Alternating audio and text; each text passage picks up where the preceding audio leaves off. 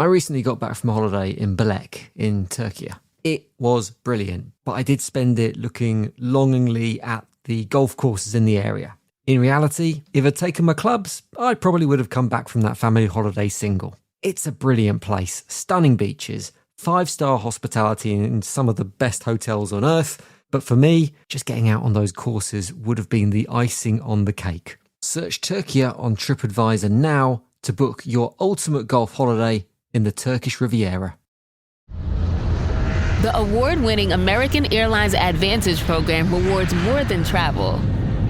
It takes your whole life to new heights. Earn miles when you fly, as well as with thousands of your favorite brands. And then redeem those miles for flights, upgrades, and experiences worldwide. AAdvantage members also enjoy earlier boarding and free high-speed Wi-Fi in flight. Join for free and start earning towards your next adventure at aa.com/Spotify. Pay's checkout is offered by your banks and credit unions.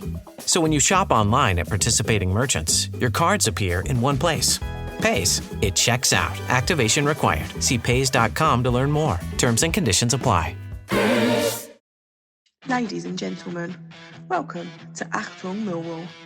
Broadcasting from beautiful South Bermondsey, it's the #1 Millwall podcast. Accept no substitute.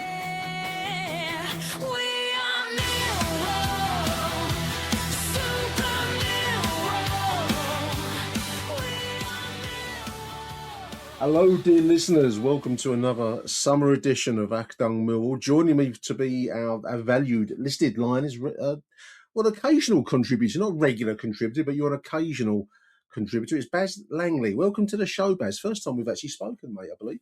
It is. Yeah. Hi, Nick. How's it going?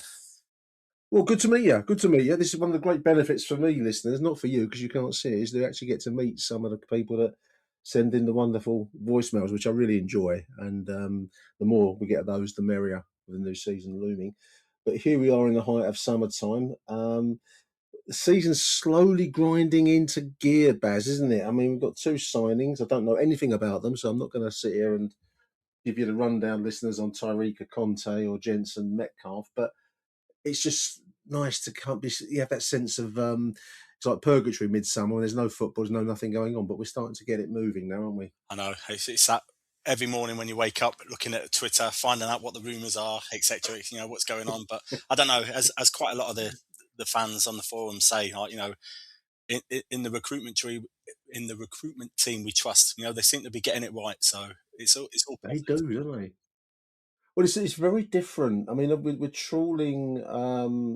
I mean, I'll hands up. I mean, I can't compete with some of the other boys online with their knowledge or the research into some of these continental players. I've never heard of some of these, but I've never heard of Jensen Metcalf, let alone Tariq Conte, and some of the other names you see. There was a Belgian player, midfielder, his name escapes me, Matthias something.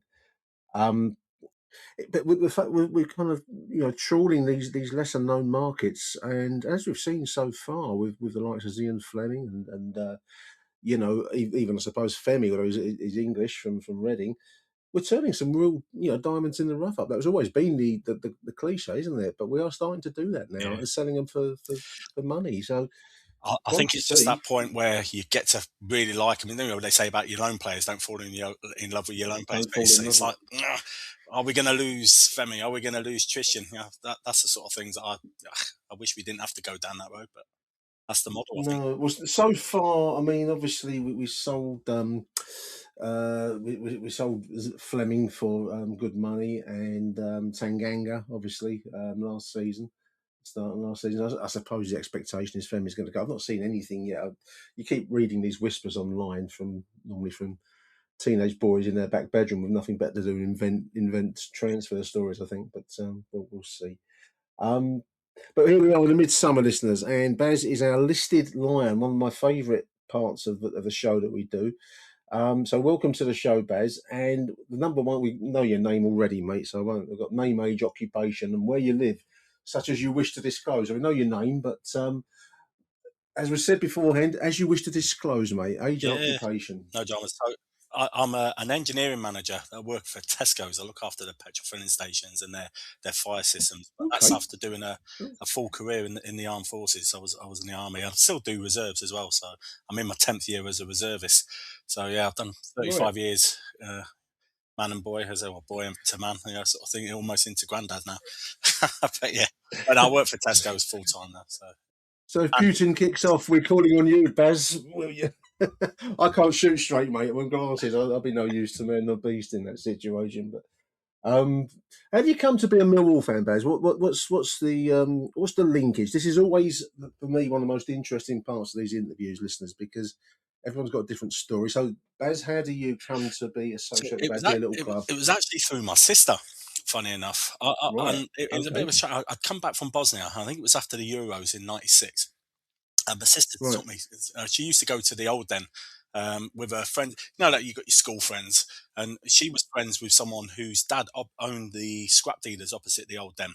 So she used to go to the Oh, Old Den quite often, yeah. and brought the turf back, etc. And I think Yeah, half a yeah. seat, after the final game. And I'd come back from Bosnia, and she said, "Oh, do you fancy going to a Millwall game?" And I Right. was like, "Yeah, go for it!" And it, you know, I'm pretty sure it could have been anything, but I'm so glad it was Millwall because I just could not believe the atmosphere. And I was trying to recall back, how long ago it was, the 96-97 season. I was thinking it was 95, Right. 96, but my sister said no, definitely it was after the Euros. So I was like, oh, right. Yeah, yeah. And then I was trying to figure out what was the first game. But I can't 100%. I believe it was the Chesterfield game where we won 2-0 because it was definitely a Right. win. And I don't know whether that sparked with the atmosphere or not. I don't know, but I just fell in love with it. I'm pretty sure if I would have gone to Charlton, it wouldn't have been the same. But no, Well, certainly not.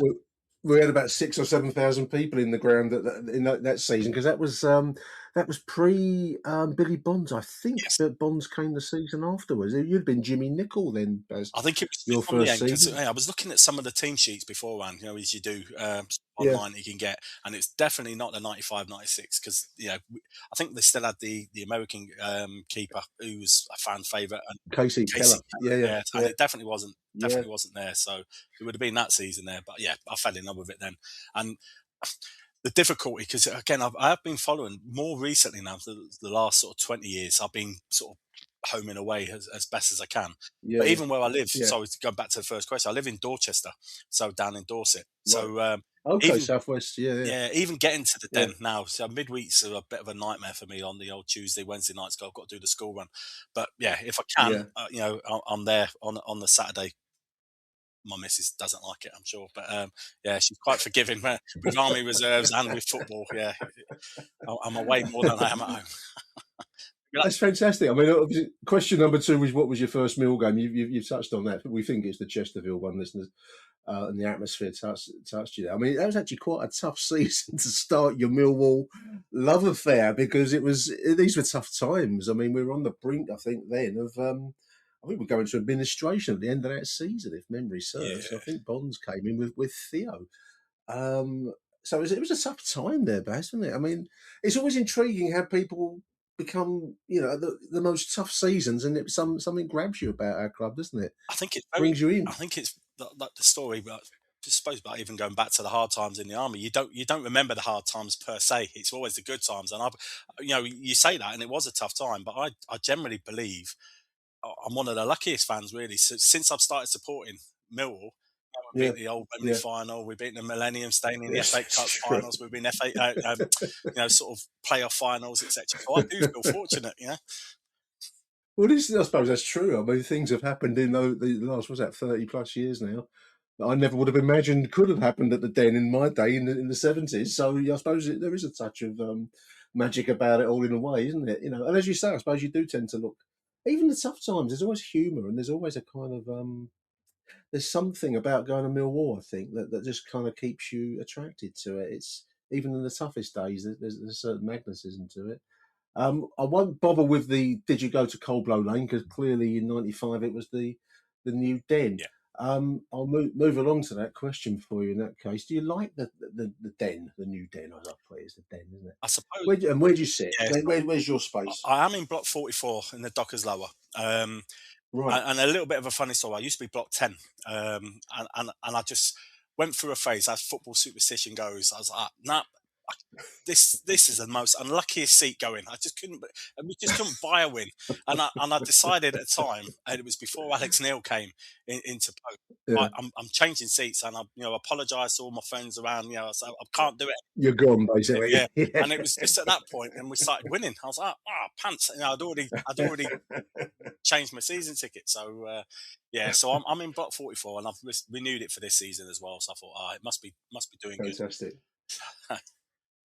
I think it's a brilliant ground. I mean, when you compare it, I mean, you said you go away, and everyone listening would be various away stadiums, and they're all much of a muchness now. But I still think our one has something different about it, and as I always put it, it's a theatre of football, and I can't imagine watching any other club regularly other than Millwall at the Den, because I just think it's a perfect environment. Yeah, from our point I of view, think of course. with regards to it was like the first of the new stadiums, etc. I New think wave. everybody sort of learned, Yeah.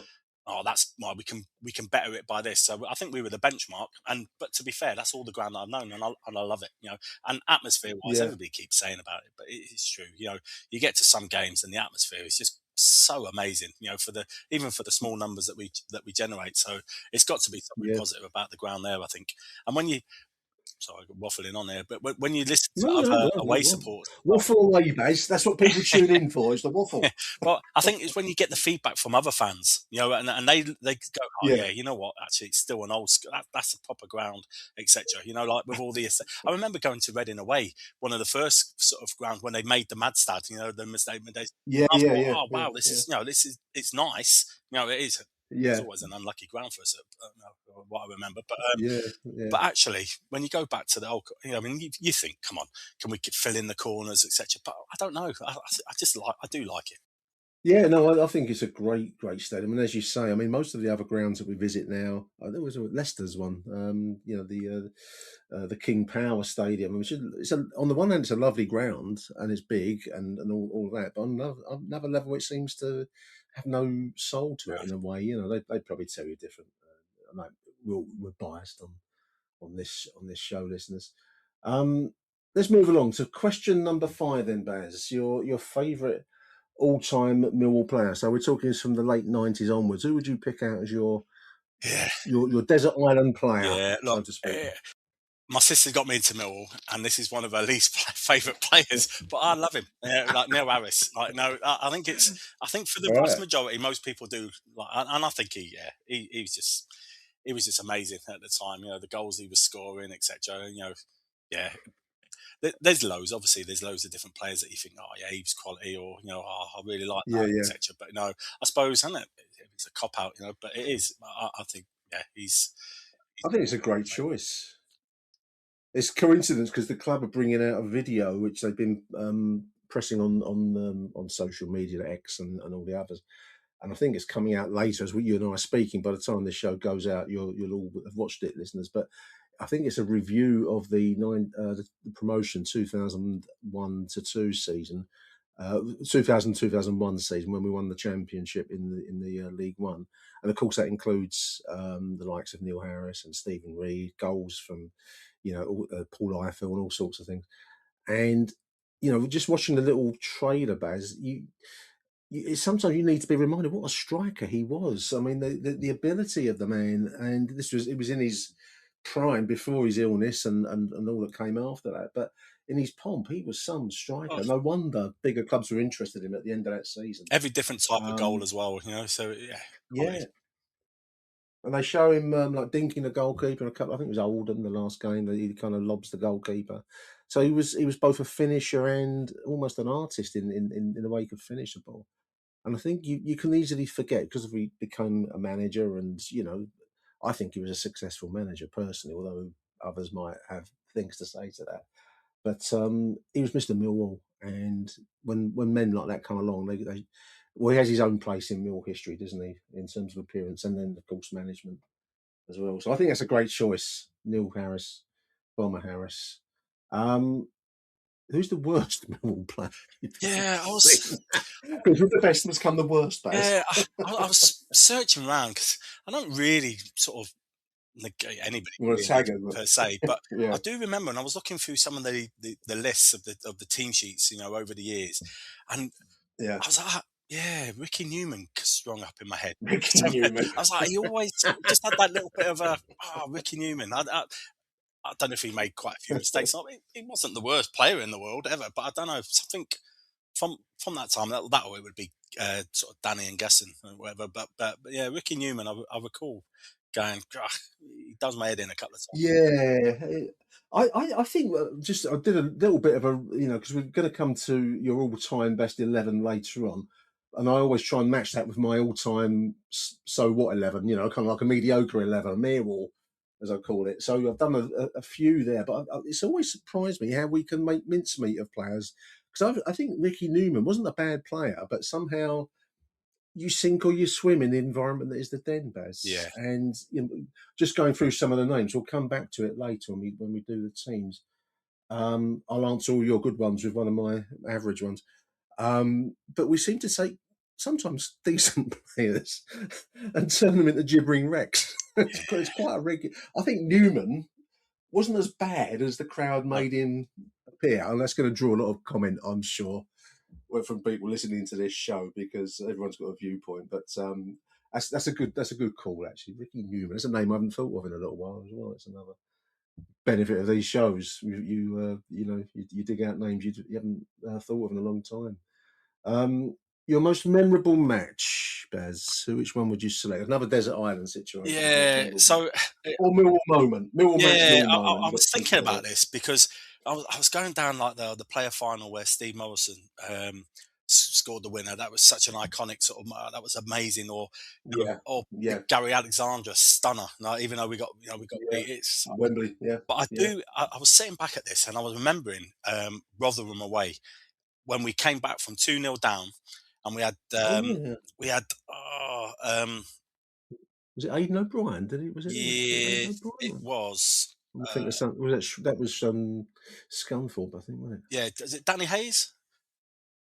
We got him on loan. Barry He Hayes? was Ipswich loanee, and all right. And basically we were losing. But to give you a generalised picture, I'd been to Rotherham on the drink with the army, with Ronald, my boss. He lived up from Rotherham, and you just go to a town. Did you go to Bosnia's Choice after that? Yeah, but this is the thing. I remember going up there on the drink, having an amazing time, thinking this is one of the best places to go out on the drink. So as soon as the season fixtures came in, that was the one I was looking for. And as soon as I got it, I booked hotel or some digs. That's what it was. It was in a pub. It was a bit of a rough house, if I'm brutally honest. The first night I got there, the landlady was kicking someone out. It was roughy toughy, and I was like, well, went out on the drink, no problems. And then the next morning, I got down for breakfast, and the landlord was like the archetypical. He was like a skinhead, like. Boots on this, and he was bringing this sign out, and it had no Millwall, and I'm like, I'm all right coming here. He goes, you met me in Millwall. I'm like, yeah. And it turns out it was the Rotherham home pub, like the home pub, right. So it was great when we were losing 2-0, and then we came back, to win 3-2, and I was like, and then I literally, because I was wearing at the time, I used to wear like the Weathering Norwegian shirt, big yellow sort of top. I quickly to get that top off, then back downstairs into the bar, and it was all these cops. They would have had your head on a pole outside, wouldn't it? It was so that springs out in my mind of that was a quality moment. Danny Haynes. Do you know what? I've just got his profile now. I've completely forgotten Danny Haynes. What about you, listeners? Do you remember Danny Haynes? He played 5 games for us, Baz. 2006 to 7. He scored twice. This would be one of those would be this game at Rotherham. And apparently he's Peckham born. He came to us from Ipswich. On loan. I've completely forgotten. He's now working as a football consultant, apparently. After he left Ipswich. That's from Neil Fissler's book there. So I'd completely forgotten. That's a name completely out of the out of the void there for me. Wow. I just think the whole day was just amazing, because there's been better games, I'm sure, but it was just the fact that I was in the pub where there was no Millwall allowed, and I was like, this is just brilliant. I had to go down, so not rub it in. I kept quiet, if I'm brutally honest, but it was great. Sign language for ordering the beers. Yeah. Because all these Cockney bastards and all Well, you that. clearly survived. You're still here to tell the tale, mate. The roughest pub in Rotherham. Wow, that would have been some pub. Your favourite current player? Who would you choose from? I mean, obviously we're rebuilding the squad a little bit over the summertime, but we've still got one or two talents knocking around. Who would you choose from the current squad as your favourite, mate? Yeah, it's a toss-up really between Casper De Norre. I really liked him when he came down. Yeah. But I think edging it this season last season was Camille Negley. I just think, he's come on leaps and bounds, and I think he's going to be amazing this season as well. I just think he's got the championship. He knows the score now, and I just think he's going to be amazing. If I get a chance, I'm hoping that we'll get invited to the club's media day, and I'm going to try and make a bid to talk to Camille Negley. We get to interview a couple of players. So I want to ask him how he controlled that ball, that pass. I mean, it didn't generate a goal. It deserved top table goal. That ball over his shoulder, and he kind of took it in his stride. How do you do that, Camille? Will be my question. He probably won't be. Was it a fluke, or was it like? No, I don't think it was. He can't say it's a fluke. No, I think I offended Gary Alexander once by asking if the shot at Wembley, did he mean it or was it a cross? I think he took umbrage to that because he got. Of course he meant it. Oh, of course he did. And it was actually an innocent question, curious, so I might offend Camille there. How did you do that? I don't know. But no, it's a great choice, and I'm hoping we're going to see a lot more of that. It's taken him a while to get in with the pace and power of Championship football, Baz, and I think it does take foreigners. That's going to be one of the intriguing things with the two signings here, Sarika Konse and Jensen Metcalf, to kind of hit the Championship level quickly. It takes a while to build up to, I think. So certainly it did with Negley last season, didn't it? Hopefully we're going to see the best of him this season. I think he's a great talent. I'm going to reword this question. I keep saying it every time I do these interviews. Most hated opponent, most disliked opponent, team or player. We'll go with dislike. I think hate's too strong. Yeah, I got this wrong when I was doing the research, but I always had not a dislike or whatever, but Andy Liddell used to cheese me off. And I generally, in my head, thought he scored the goal, in the windscreens final by a handball. And I'm I've done a little bit of research, and apparently it wasn't him. But I was like, I could have sworn. Maybe that's just my hatred. Well, not hatred. Transfer. That's a psychological condition. Transference. Yeah. So I think, Wigan, Andy Liddell sort of. Yeah, Wigan's a strange club, isn't it? They were our bogey side for some years, and we they faded away from that now. But there was a long while where we seemed to be always being blocked by Wigan one way, and even in the semi-final FA Cup, they were in our way. I think they won it that season after beating us. But they just seemed to be like an obstruction in their way all the time. So not so much in recent times, but it was certainly a dislikable club. I think also they kind of represented new football, didn't they? They're moving to the new ground, and any semblance of heritage with the kind of done away with. It's all very new modern football. I think Wigan in many respects, but they're League One at the moment, so maybe not. Fantastic. Now we're going to take a very short advertising break, and then we're going to come back after these messages with Baz's best ever Millwall 11, and I'm going to answer each one with an average selection. Stay tuned. Imagine buying your kid a toy only to find the batteries aren't included, or buying furniture but missing the tools to build it. Frustrating, right? Now imagine the exact same feeling, but you're paying way more. That is what buying business software usually feels like. Fragmented, disconnected, and incredibly expensive. Odoo completely changes that. Odoo is a complete, fully integrated business suite where all your apps actually talk to each other. We're talking automated lead routing for your sales team, seamless AI integration, and intuitive point-and-click website builder. It's everything your business needs to scale, saving you time, headaches, and money. Stop piecing your software together. Go to odoo.com. That's odoo.com to learn more. Stream the biggest moments in sports live on Fox One. The biggest names, the biggest games, the biggest matchups. Watch live or catch up on your schedule. At home or on the go, never miss a moment. All on Fox One. Stream now. I wrote a little song to remind you. Choice Hotels get you more of the experiences you value. The Cambria Hotel's got it all. A rooftop bar, have a ball. Bring a date, your squad, or even your mom. Book direct at choicehotels.com. Achtung, Millwall. Welcome back, dear listeners. It's time for your best ever 11, Baz Langley. Cool. And every good one you throw at me, I'm going to match with an average player from the past. Yeah. So here we go. Away you go. Who are you having in goal? So this was a bit of a tricky one, really, because in the end I went with David Ford. I'll just put that out there. But it was a close runner-up with Tony Warner. So when I first sort of started following Millwall properly, he was in goal, and it was during that period. Remember when they did the Theo Papitas did the like the boss sort of back to the factory floor or that's something the they one. called it, didn't they? And I remember I forget which ground it was, but they were going on about, they were complaining. I'm sure it was a fixed question. I don't think you should have got rid of the free breakfasts, etc. Like, and also, I think it was after that game came on, a number of the fans threw bits of toast onto the pitch. Yeah, and Tony Warner became a thing, didn't it? Yeah, so Tony Warner just picked it up and started cheering. I thought that was amazing. But just as a character, like Rotherham again. I got the coach up there one time, and I won the raffle ticket to get a photo of someone on the pitch, and I went with Tony Warner. So that's sort of the prize in my toilet with all my Millwall memorabilia as such. But no, out of the top level, I've got to hand it to Fordy. David Ford. Fordy was some keeper in his prime, a physical presence as well, which I always like in a goalkeeper. I like it. Warner did as well. He dominates the penalty area and physically and force of personality as well.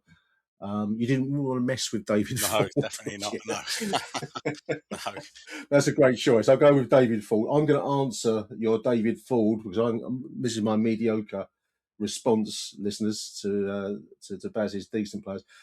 We've mentioned Andrew Iger before in the previous show with David Liederkramer. He played only twice for us. He came on against Peterborough in a Boxing Day clash. And I love this description. This is from Neil Fissler's book. Andrew Iger just played twice for us. He looked a very capable goalkeeper in the youth teams and a robust physical presence. So all the right ingredients. Looked a commanding figure. But when he appeared as substitute in the Boxing Day clash at the den against Peterborough, he seemed to become a bag of nerves and never really adjusted to it. So we seem to have this impact on players, don't we? A physical, commanding, powerful man becomes jelly in front of the den. That was the end of him. Now lives in California as a sports and exercise physiologist, apparently. We have mentioned him before, but I wanted to answer your decent plan with Andrew Iger in goal. Just twice he played for the Lions.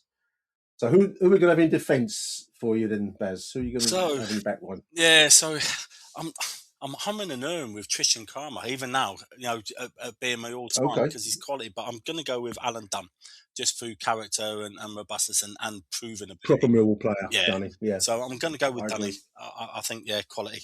But we've been really blessed with characters, sort of in our defence. I don't know, that period, But anyway, I'm going to go stick, Alan Dunn.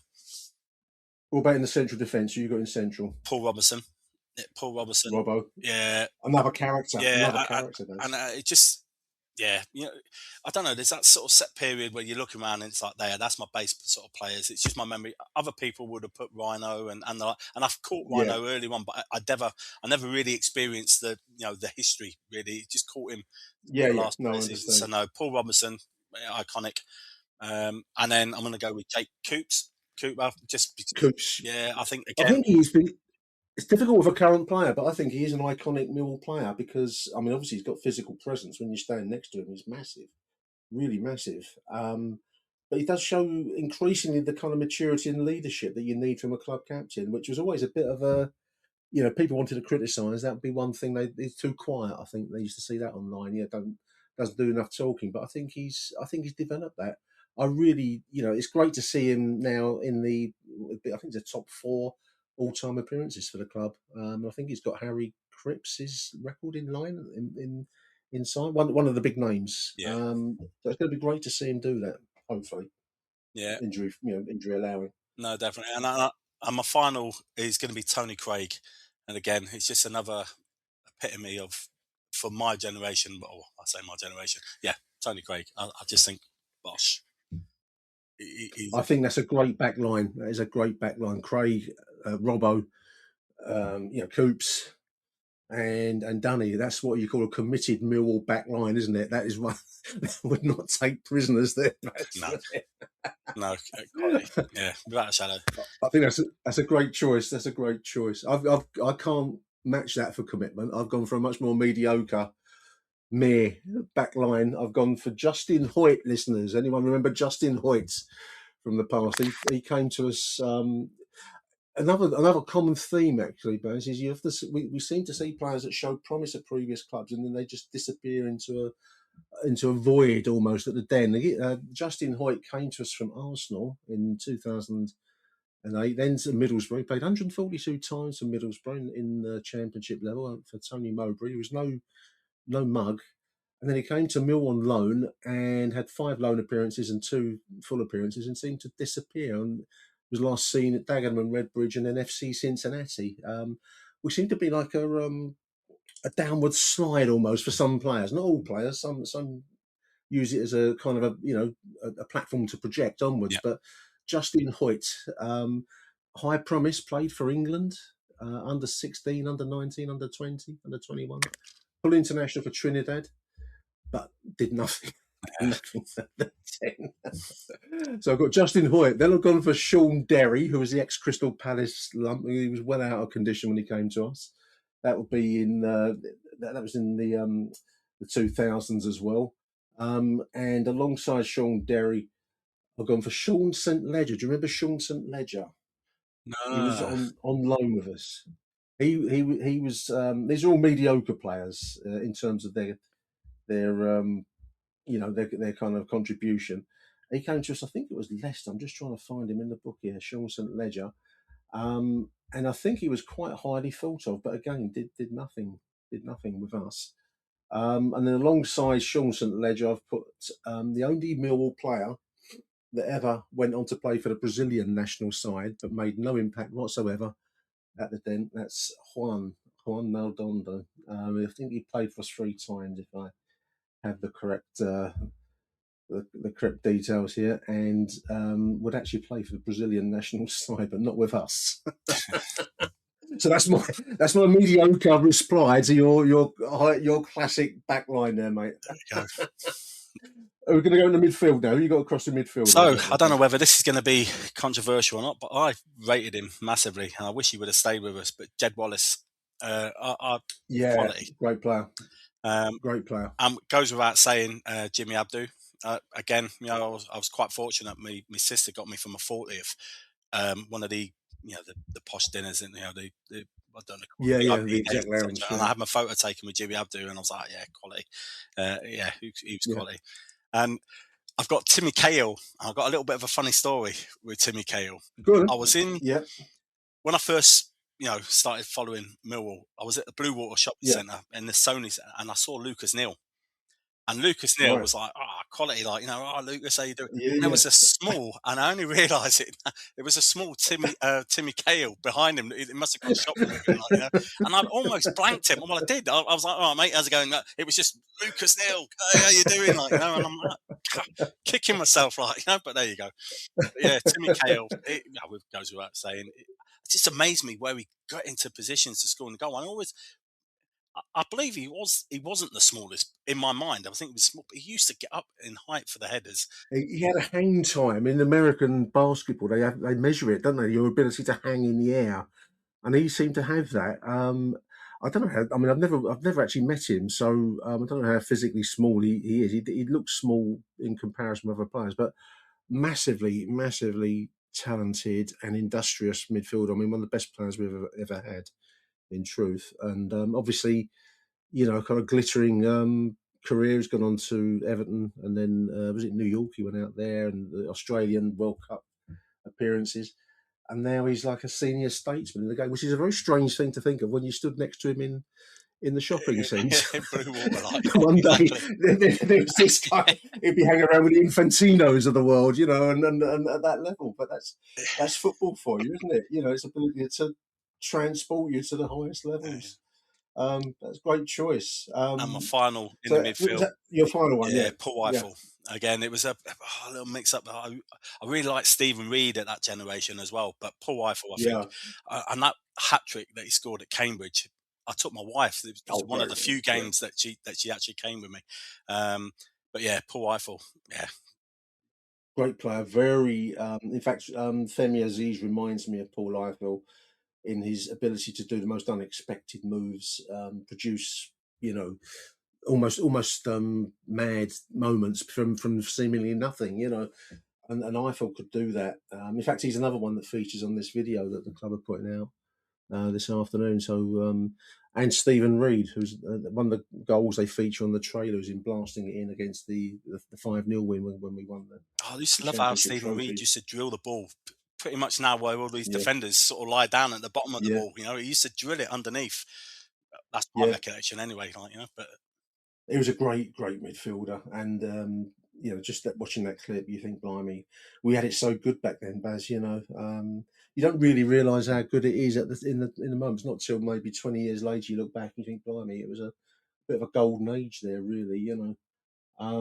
So yeah, well worth watching it for that kind of content, if nothing else. My midfield was nowhere near as illustrious as that crown jewels you've just listed there. I've gone for Roger Winter, who I think starred in our five-a-side win in the early 80s and was later convicted for criminal charges and lost his football career as a consequence. Sammy Mulwenny, there's a name for all you older listeners. He played a few games for us in 2006 and 7. Congolese player, French Congolese, and he's got on his CV, he played for Caen in France, Millwall, Stafford Rangers, Bury, Stafford Rangers again, and then a Greek side, Atromitos. Can't pronounce the second part of that name.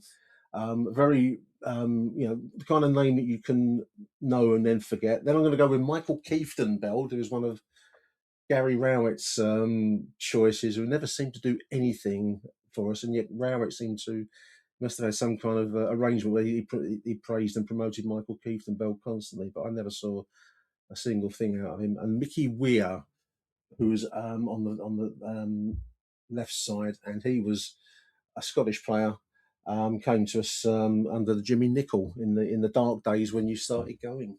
As back in so there's a very average midfield by way of reply to your classic choice there. Very good. Who you got up front, mate? Who are you going to go for in the striking positions? Yeah, Neil Harris, obviously, you got to be gone. Of course. Yeah, without a shadow.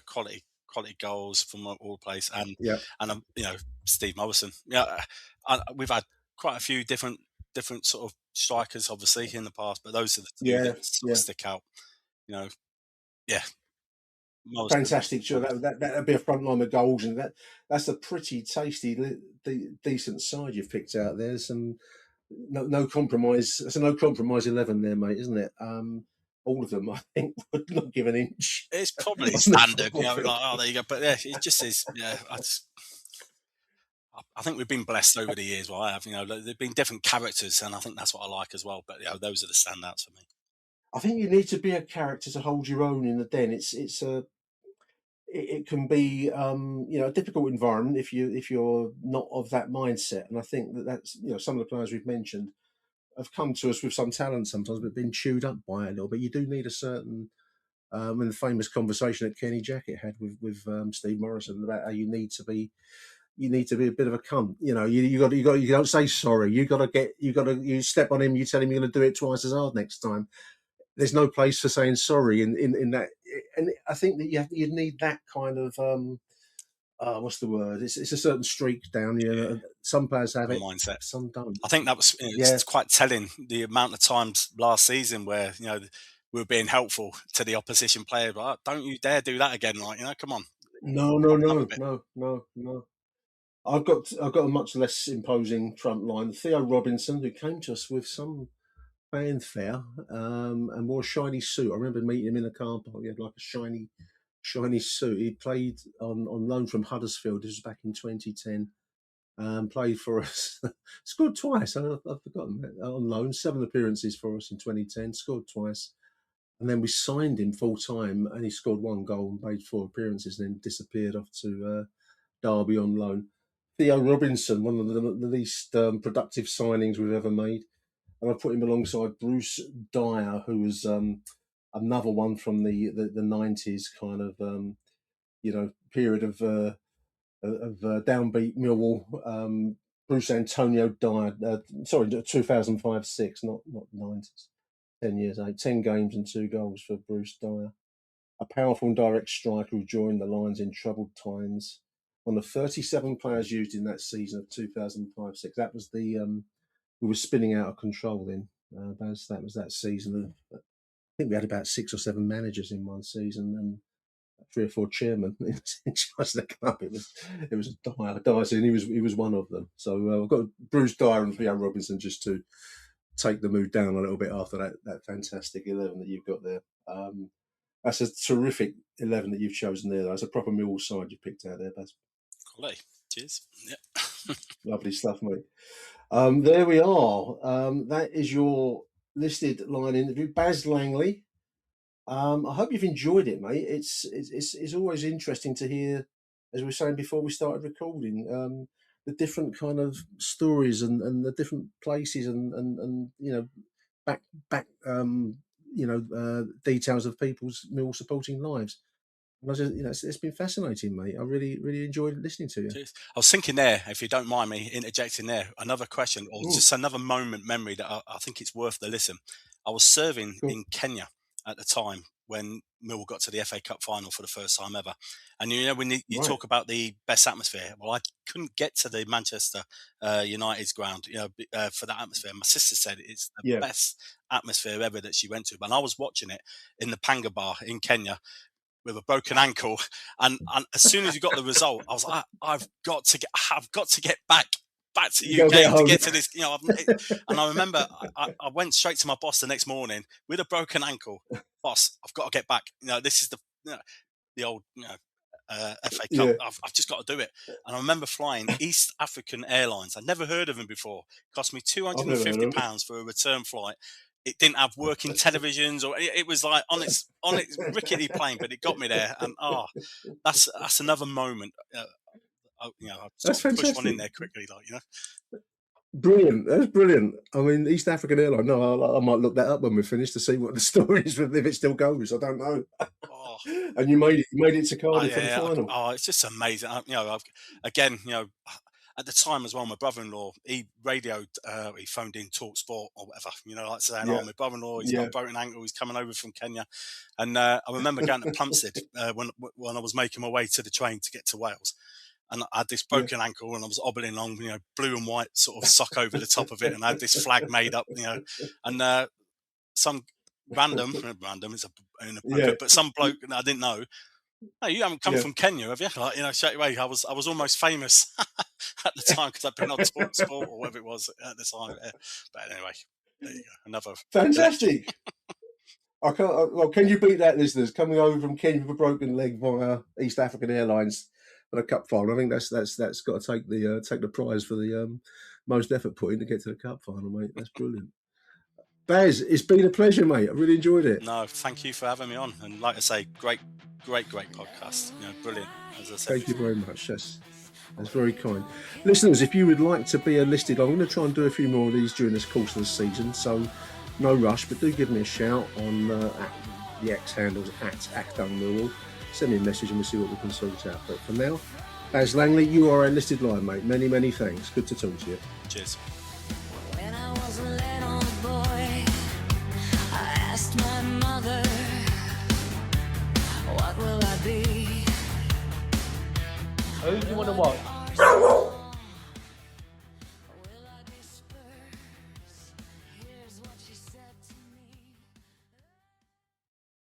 Hey, it's Ryan Reynolds here from Mint Mobile. Now, I was looking for fun ways to tell you that Mint's offer of unlimited premium wireless for $15 a month is back. So I thought it would be fun if we made $15 bills. But it turns out that's very illegal. So there goes my big idea for the commercial. Give it a try at mintmobile.com/switch. Upfront payment of $45 for 3 months, $90 for 6 months, or $180 for 12-month plan required. $15 per month equivalent. Taxes and fees extra. Initial plan term only. Greater than 50 gigabytes may slow when network is busy. See terms.